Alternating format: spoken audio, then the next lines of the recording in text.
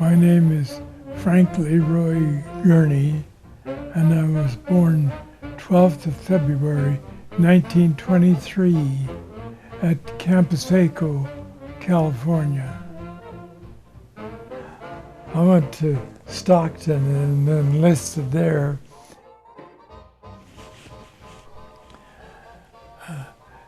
You were supposed to go to mechanic school and learn to work on the flight line where they repaired the airplanes and got them ready to fly. And another kid and I that was buddies,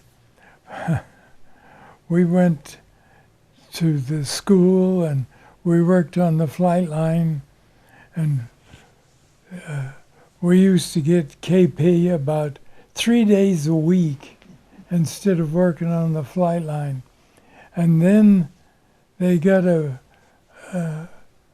deal where they built a barracks for wax at Stockton. And they were across the road from the main base. And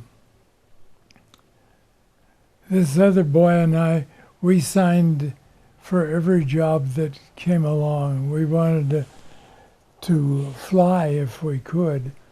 And so it got so bad that we was working 3 days a week across the road from Stockton Field, and we were pulling dandelions because they didn't like dandelions in the field next to the wax barracks. So we each took the cadet examination, and I took it, and 29 days later, I think I was on the train to San Antonio, Texas, to pre-flight school. When we went to San Antonio, my partner, he qualified for a bombardier, and I qualified for a pilot. They said the pilot was the lowest rank of anybody, that you didn't have to know nothing to fly. And when I was at basic flying school, I got assigned to single engine advanced, and we was gonna leave like tomorrow, and in the night I got an awful pain in my hip, and I spent 4 months in the hospital in Topeka, Kansas, General Hospital. And that ruined my chances for being a single engine pilot. So I went back and went to twin engine advanced, and from there they said all the guys that graduated either went to first pilot school or to co-pilots, and I went to co-pilot. From there we went overseas, and we went to India and was assigned to the 9th Bomb Squadron, 7th Bomb Group, 10th Air Force. There was a little gully not too far from where we lived, and when the monsoon storm would go by, well, you could step across it, and in about 3 or 4 hours, it'd be about 100 yards wide. It would rain that hard. We flew one mission from there, and they sent the other pilot and myself back to Calcutta, and we flew gasoline-powered locomotives into Burma. We went on, they were Japanese airstrips, and every 100 feet they had a ditch dug across them. and they had filled them, but it was kind of rough landing with a 4-engine airplane. We had a C-87, which was a cargo version of a B-24. And we were there for all during the hot weather, and when the monsoon season came, the 9th Bomb Squadron moved to a place called Tezpur and started hauling gas to China from there. We called it Flying the Hump. Here over Calcutta, India, we got an idea of how much our sky wagons were slated to carry. There was plenty, tons of food and medicine, tons of gasoline and bombs, shiploads of them every day. Even this was only a fraction of what would come. First, while still crated, supplies moved overland by train, due north about 800 miles. This was the slow part of the long journey. Then near the border of Tibet, our supplies were parceled out to several airfields, like Chabwa, largest of the Hump terminals. Here too, although there was plenty of manpower, the transfer methods were primitive.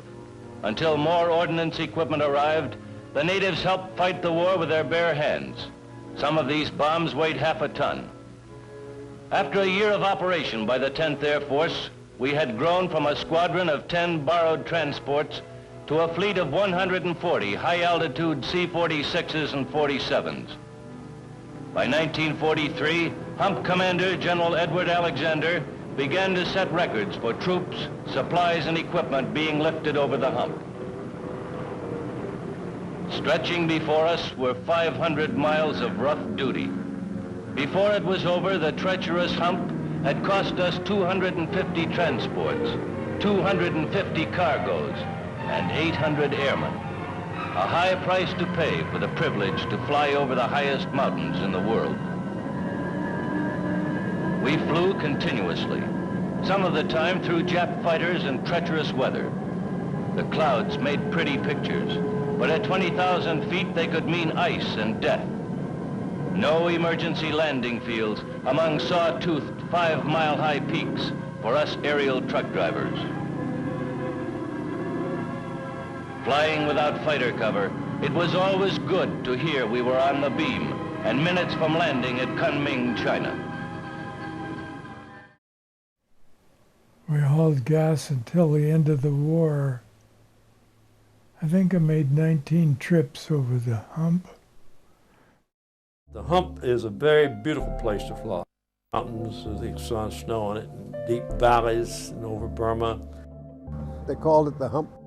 People were getting killed, the weather was bad, this bad. They're frightening stories that would come forth. They called it the Aluminum Trail because on your way east there, against the morning sunlight, you could see the glitter of aluminum as we headed into the sun. These are from the aircraft that crashed on the hump. There was a natural enemy because no place in the world is the meteorological conditions so adverse to flying. The Tibetan cold air coming in on top of it caused a tremendous turbulence round and round in the highest updrafts in the world. It was unheard of. We flew through thunderhead, rainstorm, hail, ice, did instrument takeoffs. We'd talk each other onto the runway.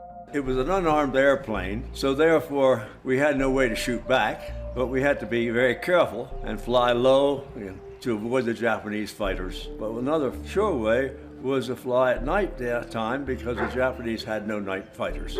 About 1,500 transports that crashed on the hump, and that was the same rate as the fighters and the bombers. So flying transports was a dangerous thing.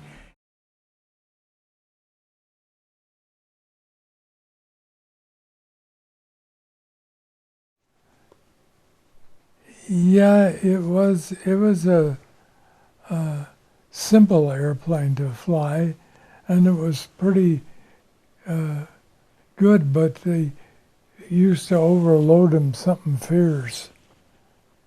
We hauled 3,880 gallons of gasoline when we were going to China over the hump. They had, all the tanks were full, and we had 2 Bombay tanks that held, I think, 425 gallons apiece. Every 4 tons of gasoline delivered used 3.5 tons to get them there. Despite the hazards and hardships, despite the costs, the Army Air Forces had conquered the hump.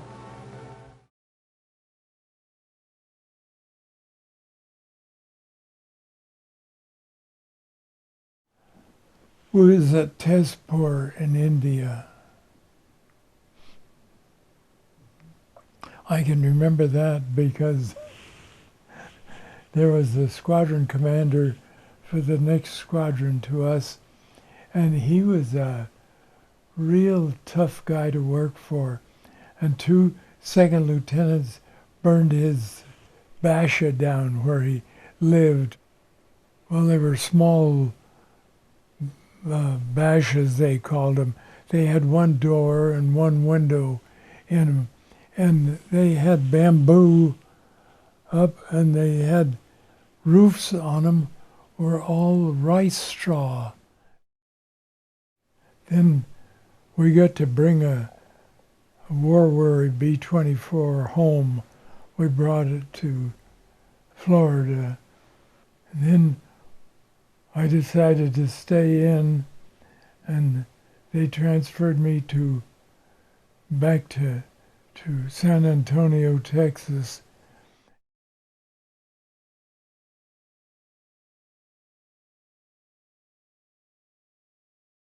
Anyhow, they decided that they didn't need flying officers because they got so much pay. And so 26,000 flying officers got mustered out at one time. And I was at San Antonio when I got mustered out. And we came home, and the job that I had before I went in the service, it was a county job, and it was sort of political, and I didn't stay there.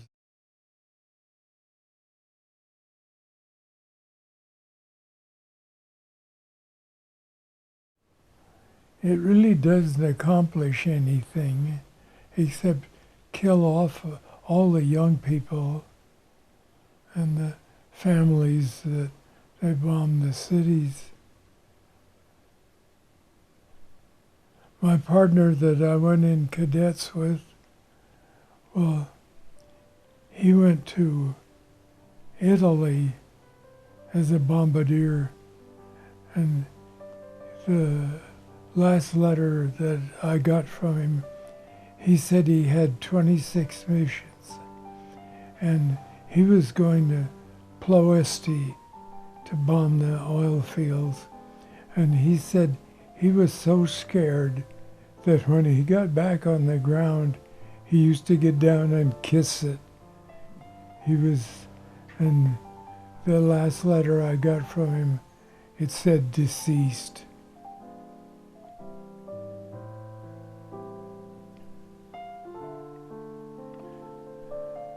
There's an awful lot of young fellas that didn't come back from the war.